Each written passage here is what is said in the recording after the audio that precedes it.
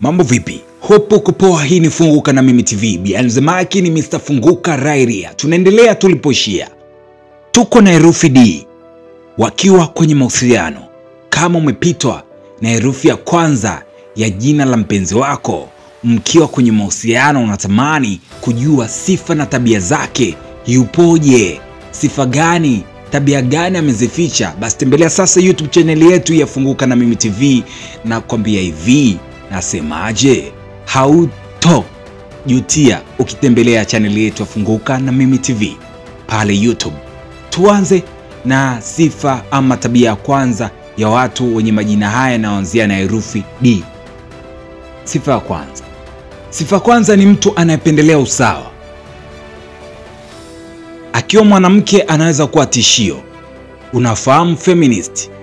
Feminist ni aina ya wanawake ambao wanasema haki sawa kwa wote. Wanaamini anachofanya mwanaume basi yeye mwenyewe anaweza kufanya. Endapo mwanamke akiamini kwamba unachokifanya na yeye anakiweza, ogopa. Wanasema hivyo Wasukuma.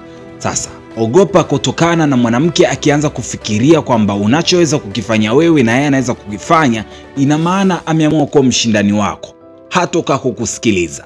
Na sifa ya watu hawa ni kwamba wanapendelea usawa kwenye kila kitu. Kama ni mwanamke ni hasara, ila kama ni mwanaume basi pengine mwanamke huyo atakuwa ni mwanamke mwenye bahati sana. Utajua kwa nini. Pili, wanapendelea sana kufanya biashara. Kama uko naye kwenye mahusiano, basi ingekuwa vema endapo akikwambia kwamba anahitaji kufungua biashara fulani, muonyeshe support. Ama ukiona kazi ni kwake eleweke ama yeye mwenyewe ajielewelewi tu, basi mfungulie biashara, kwa sababu sifa yao moja ni biashara. Wakikaa kwenye biashara wanaweza kufanya kwa ubora. Pengine asijitambue kwamba ana uwezo wa kibiashara, ila kwa sababu wewe leo umekutana na Mr. Funguka ukafunguka na mimi, basi nakwambia hivi, kama mpenzi wako ana jina linaloanzia na herufi D, ana uwezo wa kibiashara, mfungulie biashara. Tatu, ni watu wanaopenda kuamrisha. Sifa yao hii inaweza kuwa chukizo kwako. Ni watu wenye amri kila mahala. Ni watu wenye sheria kila mahala. Wachunguze kwa nao makini, utakuona hata kama anakuogopa, kuna namna tu vimaneno vyake utaona kama anakuamuru fulani hivi, mpaka unaweza kujiuliza, mbona kama ananipangia, ananiwekea sheria, yani unakuwa kama muelewi. Ni asili yao, yani unajikuta yani from nowhere, yani anakuwa na uwezo fulani yani wa kuamuru, yani anashindwa kujizuia. Utakuta anakupangia sheria, yeye ajui kwamba anakuwekea sheria, lakini ndo amepanga hivi. Kama ni mwanamke anakuwa ni mtu fulani hivi, njoo urudi saa 12 basi uwepo nyumbani. Yani yeye mwanamke ndo anakupangia wewe kwamba urudi saa 12 nyumbani. Ikizidi saa 2 saa 3 anachukia na maindi. Hatari, ogopa. Okay, tunaendelea.